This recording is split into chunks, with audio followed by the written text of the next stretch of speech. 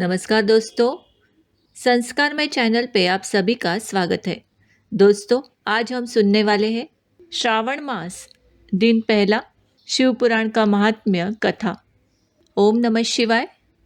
देवों के देव महादेव, जिनके मस्तक पर अर्धचंद्र सुशोभित है, जिनके जटाओं से पवित्र गंगा प्रवाहित होती है, जिनके कंठ में कालकूट विष विराजमान है और जिनकी तीसरी आंख संपूर्ण सृष्टि के रहस्यों का प्रतीक मानी जाती है। महादेव केवल संवार के देवता नहीं है, वे करुणा के सागर है, भोलेनाथ है, आशुतोष है, जो सच्चे मन से की गई छोटी सी भक्ति से भी प्रसन्न हो जाते हैं। सनातन धर्म में यदि किसी एक महीने को भगवान शिव की विशेष आराधना के लिए सबसे पवित्र माना गया है तो वह है श्रावण मास। श्रावण का प्रत्येक दिन, प्रत्येक सोमवार, प्रत्येक मंत्र और प्रत्येक जल की बूंद भगवान शिव को समर्पित मानी जाती है। इसी कारण करोड़ों श्रद्धालु इस पूरे महीने व्रत रखते हैं, शिवलिंग का अभिषेक करते हैं, रुद्राक्ष धारण करते हैं, बिल्वपत्र अर्पित करते हैं और ओम नमः शिवाय मंत्र का जाप करते हैं। लेकिन एक प्रश्न अक्सर मन में उठता है, आखिर श्रावण मास में शिव पुराण सुनने या पढ़ने का इतना महत्व क्यों बताया गया है? क्या यह केवल एक धार्मिक परंपरा है या इसके पीछे कोई गहरा आध्यात्मिक रहस्य भी छुपा हुआ है? क्या शिव पुराण केवल कथाओं का संग्रह है या यह ऐसा दिव्य ग्रंथ है जो मनुष्य के जीवन की दिशा बदल सकता है? आज की इस विशेष श्रृंखला में हम इन्हीं प्रश्नों के उत्तर खोजेंगे। यह केवल एक कथा नहीं होगी, यह भगवान शिव के ज्ञान, भक्ति, वैराग्य और जीवन दर्शन की एक अद्भुत यात्रा होगी। लेकिन उससे पहले हमें यह समझना होगा कि पुराण क्या है। सनातन धर्म में 4 वेदों को सर्वोच्च ज्ञान माना गया है, लेकिन वेदों का ज्ञान अत्यंत गूढ़ और दार्शनिक है, जिसे हर व्यक्ति सरलता से नहीं समझ सकता। इसलिए महर्षि वेदव्यास ने पुराणों की रचना की ताकि धर्म, ज्ञान, इतिहास, भक्ति और आध्यात्मिक संदेश सामान्य जन तक सरल कथाओं के माध्यम से पहुंच सके। परंपरा के अनुसार कुल 18 महापुराण हैं। इनमें प्रत्येक पुराण किसी न किसी दिव्य तत्व की महिमा का वर्णन करता है। इन्हीं में से एक अत्यंत महत्वपूर्ण ग्रंथ है शिव पुराण। शिव पुराण केवल भगवान शिव की महिमा का वर्णन नहीं करता, यह सृष्टि की उत्पत्ति, धर्म का महत्व, कर्म का सिद्धांत, भक्ति की शक्ति, तपस्या का प्रभाव और मोक्ष के मार्ग का भी विस्तार से वर्णन करता है। इस ग्रंथ में केवल देवताओं की कथाएं ही नहीं, बल्कि ऐसे अनेक प्रसंग हैं जो आज के जीवन में भी उतने ही प्रासंगिक है। अहंकार का परिणाम क्या होता है? सच्ची भक्ति किसे कहते हैं? कठिन परिस्थितियों में धैर्य कैसे बनाए रखें? क्षमा, करुणा और त्याग का वास्तविक अर्थ क्या है? इन सभी प्रश्नों के उत्तर शिव पुराण में मिलते हैं। यही कारण है कि संत महात्मा कहते हैं, जो व्यक्ति श्रद्धा और एकाग्रता से शिव पुराण का श्रवण करता है, उसके भीतर सकारात्मक परिवर्तन अवश्य आता है। ध्यान देने योग्य बात यह है कि शिव पुराण का सबसे बड़ा उद्देश्य केवल चमत्कार बताना नहीं है। इसका वास्तविक उद्देश्य मनुष्य को धर्म, सत्य, करुणा और आत्मज्ञान की ओर ले जाना है। अब प्रश्न उठता है कि श्रावण मास में ही इसका महत्व इतना अधिक क्यों माना गया? धार्मिक परंपराओं के अनुसार श्रावण वह समय है जब भगवान शिव की उपासना विशेष फलदायी मानी जाती है। इसी महीने भक्त जलाभिषेक करते हैं, रुद्राभिषेक करते हैं, महामृत्युंजय मंत्र का जाप करते हैं और शिव पुराण का श्रवण करते हैं।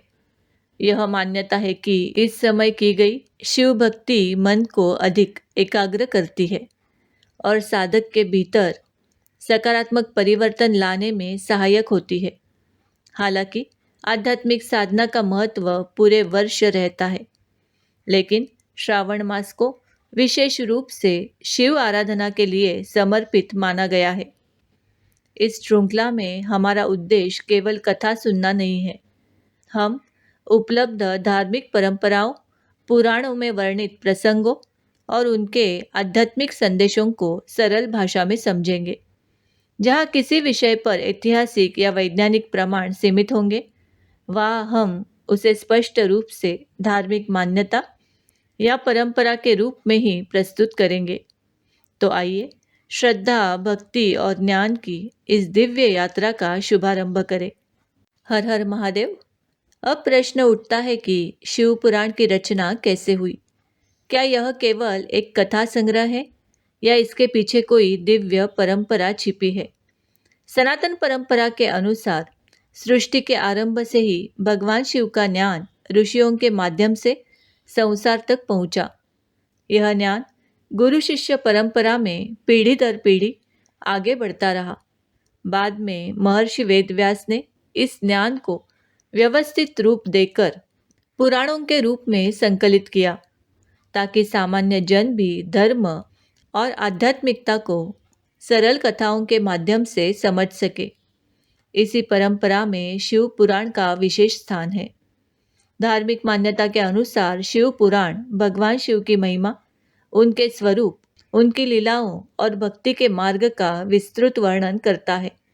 इसमें केवल कथाएं ही नहीं, बल्कि जीवन को धर्ममय और संतुलित बनाने वाले अनेक उपदेश भी समाहित है। कहा जाता है कि प्राचीन काल में शिव पुराण का स्वरूप अत्यंत विशाल था। समय के साथ महर्षि वेदव्यास ने इसे संक्षिप्त और व्यवस्थित रूप में प्रस्तुत किया। आज विभिन्न परंपराओं में इसके अलग अलग संस्करण प्रचलित है, लेकिन इसका मूल संदेश एक ही है, शिव भक्ति के माध्यम से आत्मकल्याण। शिव पुराण को पवित्र माना गया है क्योंकि यह केवल भगवान शिव की महिमा का वर्णन नहीं करता, बल्कि यह भी सिखाता है कि मनुष्य अपने जीवन में क्रोध, लोभ, अहंकार और मोह जैसे दोषों पर कैसे विजय प्राप्त करे। शिव स्वयं विरक्ति के प्रतीक है। वे कैलाश पर निवास करते हैं, भस्म धारण करते हैं, सर्प को आभूषण बनाते हैं और वागंबर पहनते हैं। इसका आध्यात्मिक संदेश यह है कि सच्चा सुख बाहरी वैभव में नहीं, बल्कि आंतरिक शांति में है। शिव पुराण हमें यही जीवन दर्शन सिखाता है। इस ग्रंथ में अनेक प्रसिद्ध कथाएं मिलती है। सती की कथा, दक्ष यज्ञ, माता पार्वती की तपस्या, शिव पार्वती विवाह, भगवान गणेश और कार्तिकेय की कथाएं, समुद्र मंथन, नीलकंठ महादेव, त्रिपुरासुर वध, 12 ज्योतिर्लिंगों की महिमा और अनेक महान शिव भक्तों के प्रेरणादायक प्रसंग। लेकिन इन कथाओं का उद्देश्य केवल मनोरंजन नहीं है। हर कथा के पीछे एक गहरा आध्यात्मिक संदेश छिपा है। दक्ष यज्ञ की कथा अहंकार से दुष्परिणाम को बताती है। माता पार्वती की तपस्या धैर्य और संकल्प की शक्ति सिखाती है। मार्कंडेय ऋषि की कथा अटूट भक्ति का महत्व समझाती है। और समुद्र मंथन में भगवान शिव द्वारा विषपान का प्रसंग हमें यह संदेश देता है कि समाज के कल्याण के लिए त्याग और बलिदान आवश्यक है। इसलिए शिव पुराण को केवल धार्मिक ग्रंथ नहीं, बल्कि जीवन जीने की कला का ग्रंथ भी कहा जाता है। श्रावण मास में इसका श्रवण विशेष रूप से किया जाता है। धार्मिक परंपराओं में यह माना जाता है कि श्रावण मास भगवान शिव की उपासना के लिए अत्यंत शुभ है। इस महीने में भक्त अधिक समय पूजा, जप, ध्यान और सत्संग में लगाते हैं।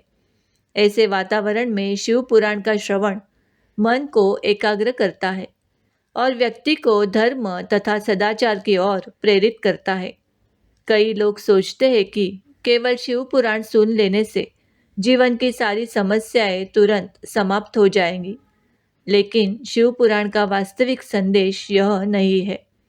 यह ग्रंथ हमें प्रेरित करता है कि हम सत्य बोले, करुणा रखें, माता पिता और गुरु का सम्मान करें, ईमानदारी से कर्म करें और भगवान शिव में श्रद्धा रखें। जब इन शिक्षाओं को जीवन में उतारा जाता है, तब व्यक्ति के भीतर वास्तविक परिवर्तन आता है। इसी परिवर्तन को शास्त्रों में शिव कृपा का फल कहा गया है।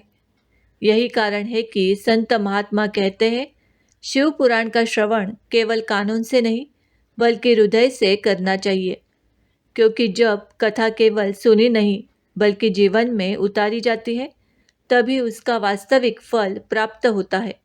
दोस्तों, शिव पुराण श्रवण करने से अनेक लाभ हमें मिलते हैं। सनातन धर्म में केवल शिव पुराण ही नहीं बल्कि सभी पुराणों के श्रवण को एक प्रकार का सत्संग माना गया है।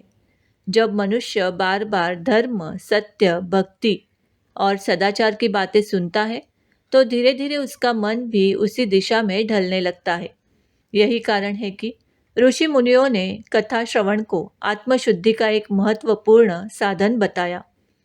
शिव पुराण में भगवान शिव को भोलेनाथ, आशुतोष और करुणामूर्ति कहा गया है। आशुतोष का अर्थ है जो सच्ची श्रद्धा से शीघ्र प्रसन्न हो जाते हैं, लेकिन यहाँ शीघ्र प्रसन्न होने का अर्थ केवल भौतिक इच्छाएं पूरी करना नहीं है। इसका गहरा अर्थ यह है कि भगवान शिव अपने भक्त के भीतर विवेक, धैर्य, साहस और सही मार्ग पर चलने की प्रेरणा जागृत करते हैं। इसीलिए संत कहते हैं कि शिव कृपा का सबसे बड़ा स्वरूप मन की शांति है। आज का मनुष्य धन, सुविधा और तकनीक से तो संपन्न है, लेकिन चिंता, तनाव और असंतोष भी बढ़ता जा रहा है। ऐसी स्थिति में शिव पुराण की कथाएं केवल धार्मिक प्रसंग नहीं सुनाती बल्कि मन को स्थिर करने का मार्ग भी दिखाती है। जब हम भगवान शिव को श्मशान में विराजमान देखते हैं तो वे हमें जीवन की नश्वरता का स्मरण कराते हैं। जब हम उनके गले में सर्प देखते हैं तो वह भय पर विजय का प्रतीक बन जाता है। जब हम उनके मस्तक पर चंद्रमा देखते हैं तो वह मन की शीतलता का संदेश देता है। और जब हम नीलकंठ रूप को देखते हैं तो हमें यह शिक्षा मिलती है कि जीवन के विष को धैर्य और संयम से धारण करना चाहिए, उसे दूसरों पर नहीं उंडेलना चाहिए। यही शिव पुराण का वास्तविक दर्शन है। धार्मिक परंपराओं में यह भी कहा गया है कि श्रावण मास में श्रद्धापूर्वक शिव पुराण का श्रवण करने से व्यक्ति के भीतर भक्ति का भाव प्रबल होता है। वह अपने कर्मों पर विचार करता है, गलतियों को सुधारने का प्रयास करता है और सत्य के मार्ग पर चलने का संकल्प लेता है। इन्हीं आंतरिक परिवर्तनों को शास्त्र पुण्य का फल बताते हैं। ध्यान देने योग्य बात यह है कि शिव पुराण कहीं भी यह नहीं सिखाता कि केवल कथा सुनकर कर्म छोड़ दिए जाए। इसके विपरीत वह बार बार धर्मयुक्त कर्म, सेवा, दया, सत्य और संयम का महत्व बताता है। यदि कोई व्यक्ति कथा तो सुनता है लेकिन व्यवहार में क्रोध, छल, अहंकार और अन्याय नहीं छोड़ता तो कथा का उद्देश्य अधूरा रह जाता है। इसलिए हमारे संत कहते हैं, शिव पुराण का सबसे बड़ा फल है मनुष्य का बेहतर इंसान बन जाना। जब परिवार में प्रेम बढ़े, जब वाणी में मधुरता आए, जब दूसरों के प्रति करुणा जागे, जब माता पिता और गुरु का सम्मान बढ़े और जब मनुष्य अपने कर्मों को ईश्वर की पूजा समझकर करने लगे, तभी शिव पुराण का वास्तविक प्रभाव दिखाई देता है। श्रावण मास में लाखों लोग प्रतिदिन शिव पुराण का पाठ या श्रवण करते हैं। यह परंपरा केवल धार्मिक अनुष्ठान नहीं बल्कि आत्मचिंतन का एक अवसर भी है। हर दिन की कथा हमें जीवन के किसी न किसी पहलू पर विचार करने के लिए प्रेरित करती है। यही कारण है कि अनेक संत श्रावण मास को आत्मिक परिवर्तन का महीना भी कहते हैं। सनातन परंपरा के अनुसार श्रावण मास भगवान शिव की आराधना का अत्यंत पवित्र समय माना जाता है। इस पूरे महीने देश भर के शिव मंदिरों में विशेष पूजा, जलाभिषेक, रुद्राभिषेक, महामृत्युंजय मंत्र का जप और शिव पुराण का पाठ होता है। श्रद्धालु दूर दूर से कावड़ यात्रा करके गंगाजल लाते हैं और शिवलिंग पर अर्पित करते हैं। यह केवल एक धार्मिक परंपरा नहीं बल्कि समर्पण, अनुशासन और भक्ति का उत्सव है। शास्त्रों में भगवान शिव को भोलेनाथ कहा गया है। इसका अर्थ यह नहीं है कि वे बिना विचार के वरदान देते हैं, बल्कि यह कि वे निष्कपट और सच्चे हृदय की भक्ति से प्रसन्न होते हैं। उन्हें भव्य महलों, सोने चांदी या बाहरी वैभव की आवश्यकता नहीं। एक लोटा स्वच्छ जल, श्रद्धा से अर्पित बिल्व पत्र और निष्काम भक्ति भी उनके लिए पर्याप्त मानी गई है। यही कारण है कि शिव की उपासना हर वर्ग का व्यक्ति कर सकता है।